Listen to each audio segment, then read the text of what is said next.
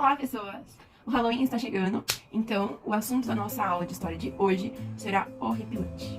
Afinal, existe alguma coisa mais horripilante do que a Europa durante o Antigo Regime? Se você não lembra o que aconteceu, lembrem-se, é um rei absolutista com caráter divino, então esse rei pode mandar e desmandar o que quiser, porque de acordo com a igreja, ele foi escolhido por Deus para fazer aquilo ali. Tem outra coisa. Imagina, é uma sociedade estatal, a gente já passou da Idade Média, já estamos na Idade Moderna, e a França ainda é feudal. Então assim, quem nasce servo tem que estar disposto a pagar imposto o resto da vida. Pode enriquecer, pode subir de vida, não importa, ele vai continuar tendo que pagar impostos, ele vai morrer um servo. Enquanto isso, os nobres e o clero terá que ser sustentado pelo Estado. Faz sentido isso? Então, para vocês terem uma ideia de como estava o panorama geral, Luís XIV disse: eu sou o sol. Você tem noção disso? O rei se acha o próprio sol.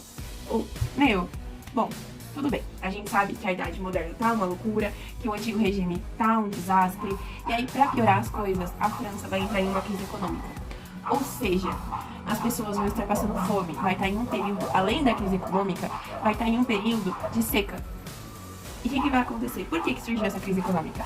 Justamente por conta de guerras que a França entrou. Além disso tudo, então, o nosso cenário não tá dos melhores.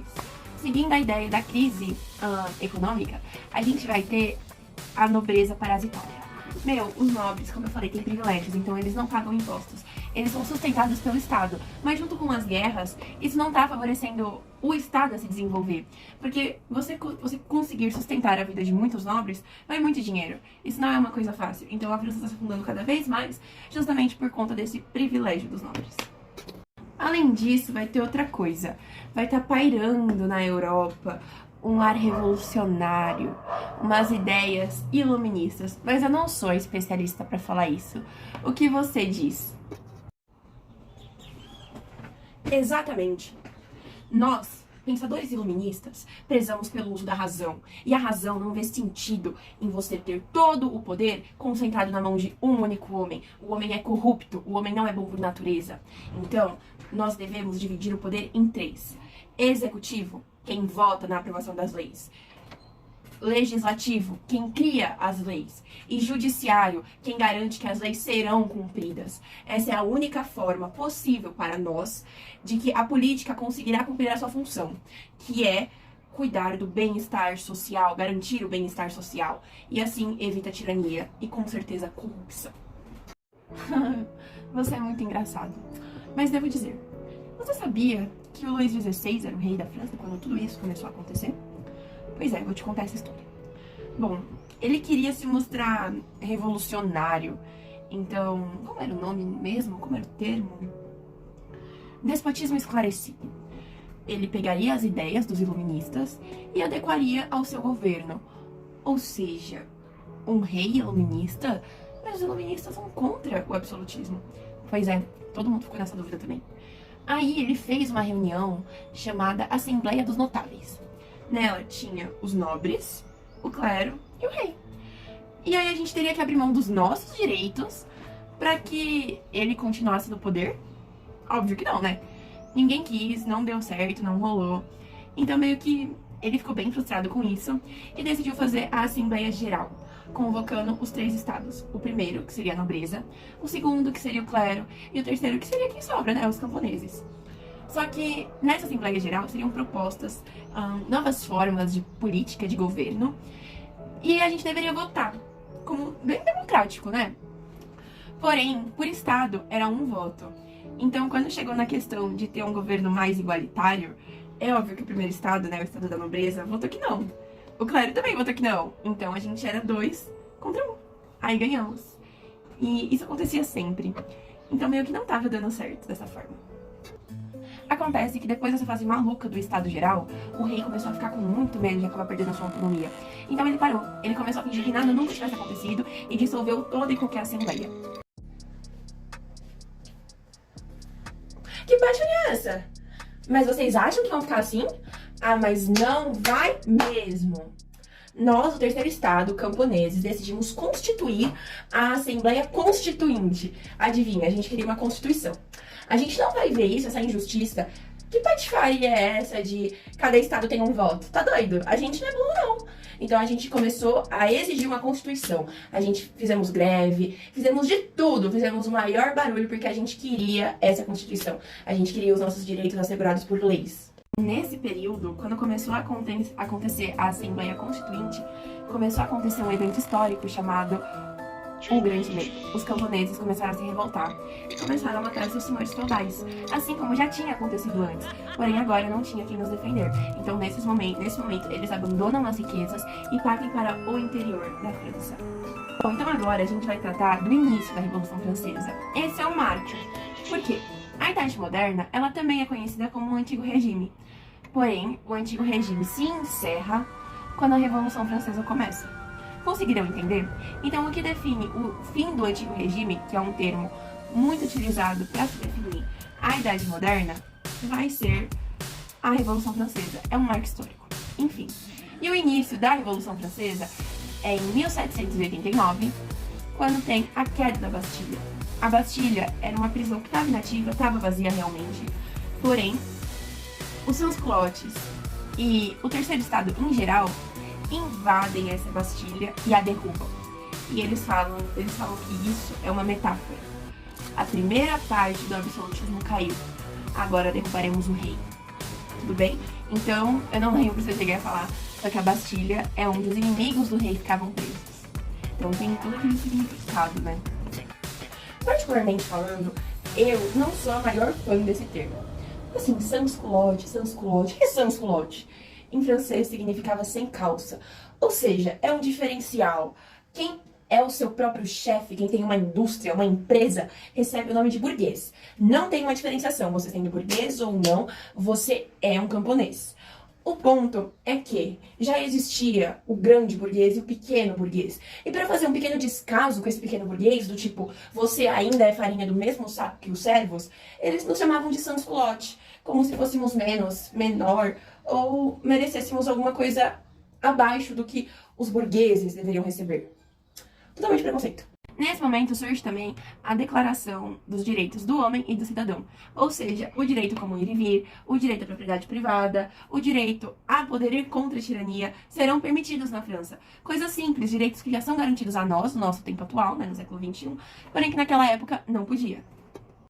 Acredito que vocês já perceberam que eu sou aqui habla mesmo. Então, já vou abrir o olho de vocês a respeito disso. Essa questão de igualdade, igualdade pra quem?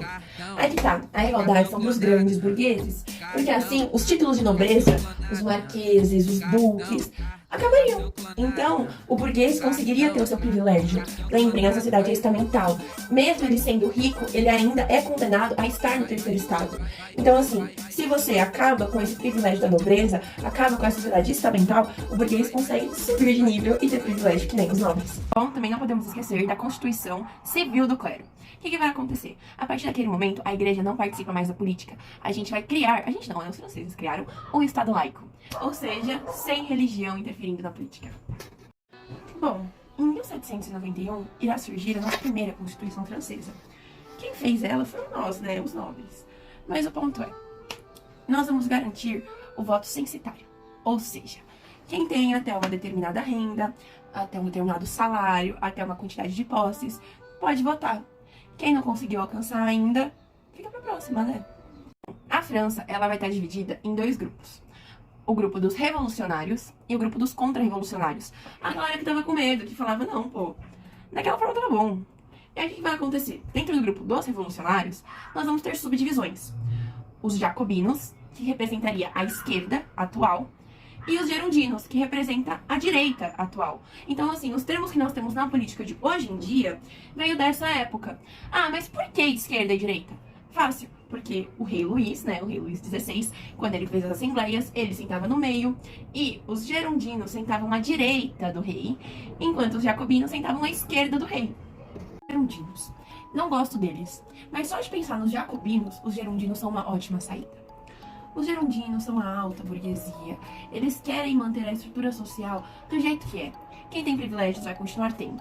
Porém, o comércio vai ser incentivado. O comércio vai ser impulsionado. Tá bom. São muito melhores do que os jacobinos. Nós não somos radicais, nós somos que nem você, nós somos trabalhadores. Nós, jacobinos, a gente pensa no pai trabalhador, a gente pensa na mãe solteira, a gente pensa nos camponeses e nós queremos melhorar a situação de vida para eles, para quem sofre, para os pobres. Se isso é ser radicais, então somos radicais. Uma das nossas pautas tem a ver com a reforma agrária, ou seja, vamos acabar com os latifúndios, ninguém mais vai possuir grandes porções de terra. Vai ter divisão sim, todo mundo vai ter um pouquinho de terra sim. Nós queremos democratizar a educação. Nós queremos tornar o camponês gente. Isso agora é uma fofoquinha histórica. O que acontece? A Áustria e a Prússia estavam vendo o que estava acontecendo na França, né? Porque é tudo um pertinho do outro ali. E aí, eles começaram a ficar com muito medo. Porque, pensem, o rei tava perdendo o poder, o rei tava ficando mais fraco. E é óbvio que os reis da Prússia e da Áustria não queriam. Então, eles entraram em contato com o rei, Luís XVI, a fim de estabelecer um contrato dele fugir. Porque até então, o que aconteceu? Era uma monarquia constitucional. Ou seja, o rei até existia, mas ele não tomava decisão nenhuma. Então, assim, é o que acontece na Inglaterra, por exemplo. Existe a figura do rei, mas o rei mesmo não toma medidas nenhuma. Então, a Prússia e a Áustria chamaram o Luís XVI para ir lá e meio que depois se juntarem para derrubar a França. Porém, conseguiram pegar o Luís XVI antes dele fugir e, ó, entenderam, né? Em 1792, quando pegaram o rei Luís XVI, mataram ele. Depois, proclamaram a França como uma república. E assim vai surgir a República Gerundina, que vão ser os primeiros a governar a França. Esse período, ele também é conhecido como o período da Convenção. Bom, de modo geral. Também vamos matar a mulher do Luís XVI. Ah, mas por quê? Porque ela é um anjo, ela é um doce. Foram falar que a França passava fome, que a França não tinha pão. Ela respondeu, não há pão? Então coma um bolo. Um amor de mulher. Pois bem, dito e feito, em 1793, nós jacobinos vencemos os gerundinos. E nós instauramos uma nova Constituição. Nela, garantíamos o voto universal. Isso é, qualquer homem, no sentido literal, a pessoa tinha que ser um homem para poder votar. Só que assim, independente da classe, sendo camponês ou não, iria poder participar ativamente da política francesa, da política da sua nação. Outra coisa, nessa nova Constituição, também garantimos alguns direitos para os trabalhadores. Entre eles, melhores condições de trabalho, preço de máxima, ou seja, nenhum pãozinho seria vendido mais por R$100. Todos os pãozinhos deveriam ser vendidos até no máximo por R$3, que é um preço justo. Bom, agora a gente tem que falar do que todo mundo pensa quando falamos da Revolução Francesa, do período de terror. Robespierre, que era o líder jacobino, né? Ele era muito do povão, então ele falava o que todo mundo queria ouvir, ele sabia o que dizer, a entonação de usar, ele era do povo. Porém, ele começou a perseguir e aniquilar de uma forma muito cruel todos os contra-revolucionários. Então, qualquer pessoa que ele achava ser contra a revolução, ele ia e matava. E aí acontece uma coisa, ele começou a ficar birutinha das ideias. Então ele acabava aniquilando os próprios aliados dele, achando que eles estavam conspirando contra a revolução. E ele acreditava que a única pessoa que poderia estar acima da Constituição seria ele, porque ele é a pessoa quem garante que a Constituição será cumprida. Então, por exemplo, para eu garantir que uma lei será cumprida, eu descumpriria essa lei. Fez sentido para vocês? Pra mim não faz, mas para ele fazia. Bom, com isso, as pessoas aniquilaram Robespierre com uma brutalidade muito forte. E também acabaram matando muito dos jacobinos, justamente para tentar segurar esse terror que ele causou em toda a população. O terror foi necessário para acabar com o terror. Então, de 1793 até 1799, instaurou-se o Diretório. Esse momento foi quando os gerundinos retomaram ao poder. E o que aconteceu?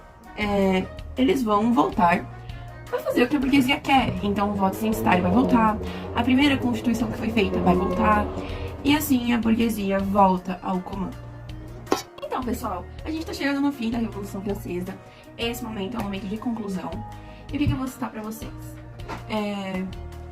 O fim da Revolução Francesa vai ser marcada pela tomada de poder do Napoleão Bonaparte.